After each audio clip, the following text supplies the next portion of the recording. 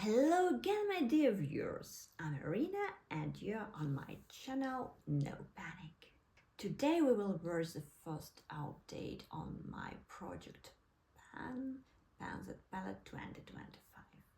As you remember, or if you don't remember, I took 3 palettes for my project because I like to limit myself too much, and trying to finish only one palette of shadows in a year is just boring and dull for me. Presumptuous? Yeah, maybe. But given my collection of palettes, it's better to take more than less. I was trying to count the number of pieces in my collection, and somehow I felt sad after 300 and give up to this hopeless task. But let's move on to my 3 palettes that are getting the most attention this year. The first of them is my very first Korean palette Cheese Pendant Colorize. This baby has only 6 shades in it, and like all Korean eyeshadows, they are shiny and not pigmented at all. Actually, after I started using it, I decided that Korean shadows are not my cup of tea, and I will not buy this stuff for myself anymore.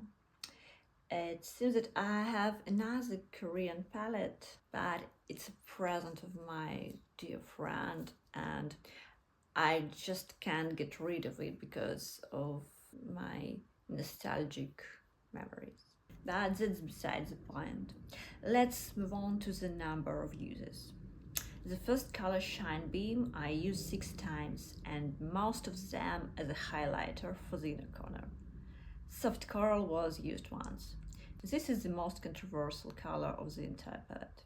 Shining Coral was used 4 times. Intro Beige was already finished by me before the project began. I used Sugar Gold 7 times, and it is the main contender for a quick finish. Cafe Mocha was touched by me 6 times. The shadows are quite old and dusty, but they behaved this way from the very first day. According to the results of weighing, the palette lost weight by 0.34 grams.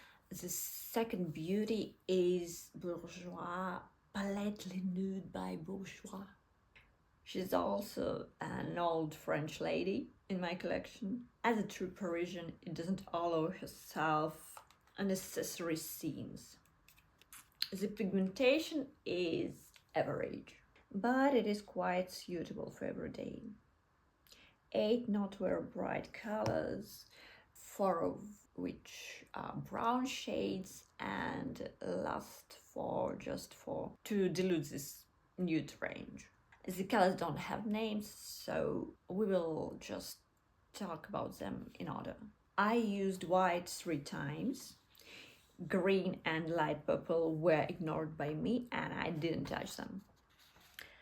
I used the warmer purple once. Golden beige twice. Metallic brown is still waiting for its turn, and radiant brown came handy once. The matte brown was used by me 3 times. And I have to say that something went wrong during the weighing, and the palette gained 0.13 grams. Either she quietly ate too many croissants somewhere, or the change of scales was the reason. But now I write down its weight as 44.2 grams. I can say that I'm skilled with delete when I use this palette. I can say that I like the shadows from Bourjois at all. I'll probably use what I have and will never buy anything from this brand like shadows.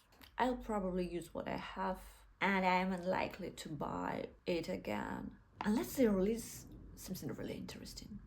Yeah, in that case I can buy something from this brand, definitely.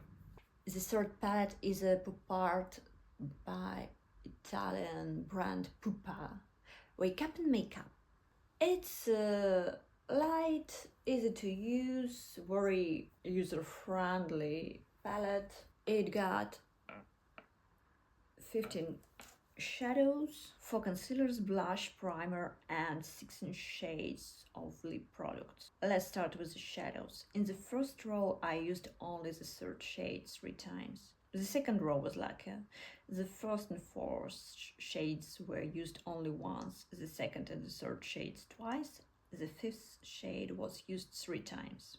In the third row, the first and fourth shades were used twice, the second shade once, the third 3 times, and the fifth shade doesn't participate in my makeup. The blush was used once because of its location. It's not very convenient to use it here. The silicone primer kind of pore filler was used twice. Concealers. I used only the lightest and darkest colors for contouring the face once. With lip products, it's simple. One single use gets the third lip gloss and the other are left untouched. The palette's weight has decreased by half gram. That's all for today. Progress is noticeable and I can't help but please. Don't forget to subscribe on my channel if you are not already. Tickle the bell so you don't miss my other videos. I have a lot of other projects of finishing my makeup, and if you like this kind of content, you should like them. Give me a thumbs up or dislike if you don't like my content, and see you in the next episode of my makeup series. Bye bye!